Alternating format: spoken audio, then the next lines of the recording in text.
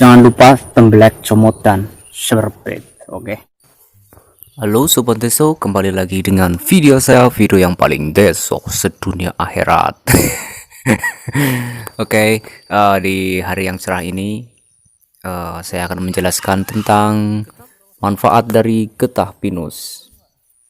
Mungkin teman-teman atau mungkin juga para penyadapnya tidak tahu manfaat dari getah pinus, untuk apa dan dibuat apa getah pinus itu. Oke, yang pertama getas bukan getas. Getah pinus itu yang pertama dibuat dalam industri itu plastik, kaca sintetis, apalagi ya, banyak ya, parfum, minyak rambut, banyak lagi. Dan kalau untuk di farmasi itu untuk obat apa ya, bronkitis itu penyakit gangguan pernafasan yang disebabkan oleh bakteri. Jadi ketika orang itu menghirup aroma getah pinus, maka pernafasannya akan semakin membaik dan semakin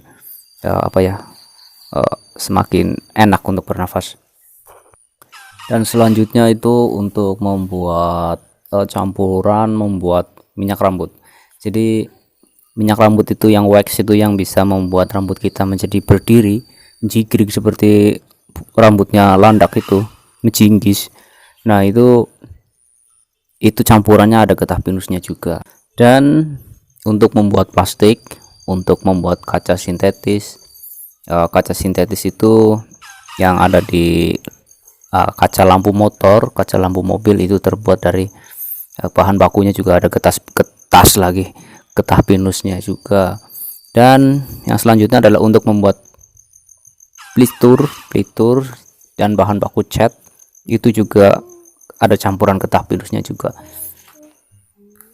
Menurut penelitian di Jepang, getah pinus itu bisa untuk menghilangkan stres, mengurangi stres.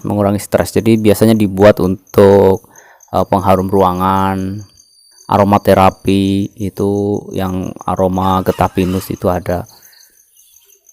Dan juga menurut penelitian di Jepang juga, ketika seseorang berjalan-jalan di bawah hutan pinus 15 menit sampai 30 menit itu bisa mengurangi stres ya. Jadi ketika Anda stres, banyak pikiran di rumah, pergi aja ke pergi aja ke hutan pinus, ke Curug Sentong, apa ke Igir Sembir, apa ke mana, Karangdrima, Kali Pondok, apalagi Patraguna, itu jalan-jalan di situ di hutan pinus, di bawahnya selama 15 sampai 30 menit itu stres Anda akan hilang. Dan ketika Anda pulang, itu pasti dijamin Anda akan stres lagi. Dan juga, ini yang perlu kita ketahui, di tahun 2019 pengolahan getah pinus di Kalimantan itu mengekspor 151,2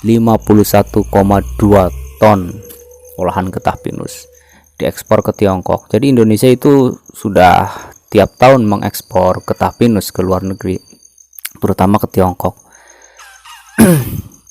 Jadi dari sini diolah masih bentuk cairan, diekspor ke Tiongkok.